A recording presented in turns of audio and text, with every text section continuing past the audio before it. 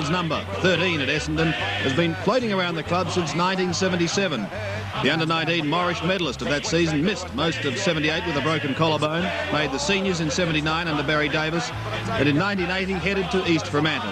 Homesickness pushed him back across the Nullarbor, and in 1981 he was best and fairest with Vermont. A dizzy start for Daisy, but more's to come. It was on the Greek island of Corfu that Darren decided that a football career in the VFL was within his grasp, and in 1983 he returned to Windy Hill. Yesterday was one of the highlights of his career. Our World of Sport commentators named him best of field, ahead of the superstars Danaher and Van der Haar, and a glance at his stats backed their choice. 27 kicks, 12 in the last term, 10 hand passes and 4 goals. 37, in fact, of Essendon's 398 possessions. Well played, Daisy. Welcome to World of Sport to talk footy with Kevin Bartlett. Well, it certainly is fantastic to have Darren Williams in as best player on the ground, because it's good to see Rovers once more dominating the finals. Darren, congratulations on your game. Thanks, Kevin. But I think the important thing is that your whole career has been really resurrected in the last 18 months, probably by Kevin Sheedy. Yeah, I put it all down to Kevin Sheedy. I didn't have a lot of interest really in playing league football until I'd spoken to Kevin, and he convinced me that with hard work and dedication that there was a spot in the side for me. So that's really the main reason. How is it, Darren, that you can win the Morris medal at 16 years of age and then go out of league football and finally go back to your local club in Vermont? I had a strong love for Vermont at that stage, and I don't think I was desperate enough to play league football. My desire wasn't very large, and I didn't have the dedication, a little bit lazy.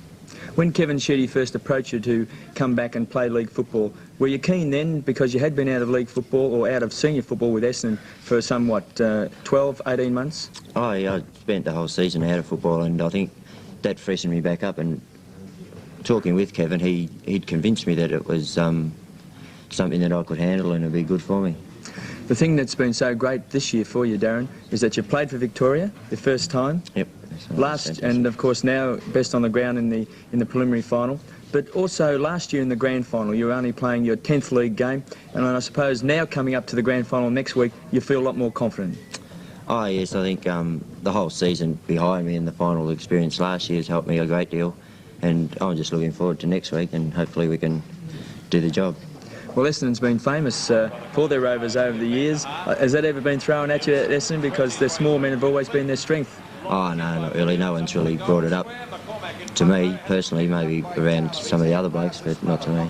What was the feeling directly after the game? Because naturally enough, the players knew they had the game won long before the final siren. But as you came into the rooms, was Kevin Sheedy trying to tell everyone that there is one more week to go? Oh, that's right. There was a lot of happy supporters around the place, and Kevin was just saying that, you know, fair enough, we've got a right to be happy winning and getting into a second grand final and another chance to beat Hawthorn, but he said there's still another 2 hours of football to be played yet. There's no use celebrating.